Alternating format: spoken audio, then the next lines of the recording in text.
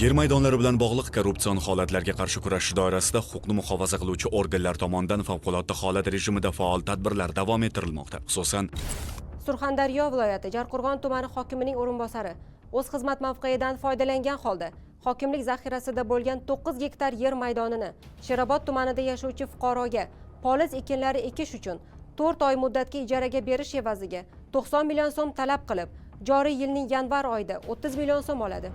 Davlat xavfsizlik xizmati va Bosh prokuratura huzuridagi departament xodimlari hamkorligida o'tkazilgan tezkor tadbirda u qolgan 60 million so'mni Termiz shahridagi umumiy ovqatlanish shoxobchalaridan birida olgan vaqtida ashyoviy dalillar bilan ushlandi. Holat yuzasidan ushbu mansabdor shaxsga nisbatan Jinoyat kodeksining 210-moddasi 1-qismi bilan jinoyat ishi qo'zg'atilib, qamoq ehtiyot chorasi qo'llanildi. Hozirda tergov harakatlari olib borilmoqda. Namangan viloyatida kuzatilgan holatda esa Chust tuman hokimining mahalla fuqarolar yig'inlaridan biridagi yordamchisi 2022-yilda Sadacha kichik sanoat zonasi hududidan o'zining qarindoshiga tadbirkorlik bilan shug'ullanish maqsadida ajratib berilgan 43 sotiq yer maydonining 20 sotiq qismini hokimiyatdagi tanishlari orqali 1982-yilda tug'ilgan fuqaro nomiga rasmiylashtirib berish evaziga 23 ming AQSh dollari talab qiladi.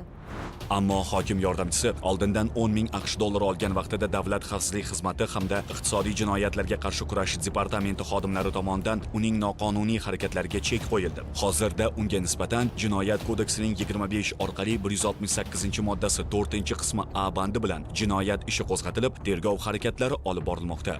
Yer maydonlari umummilliy boylik sifatida e'tirof etilib, uning fuqarolarga ajratib berilishi, foydalanish tartibi va boshqa masalalar tegishli normativ hujjatlar bilan belgilab qo'yilgan. Hurmatli fuqarolar, korrupsion holatlarga duch kelsangiz, Davlat xavfsizlik xizmatining 1520 qisqa raqamiga qo'ng'iroq qiling va holat bo'yicha xabar bering. Shaxsingizning sir saqlanishi kafolatlanadi.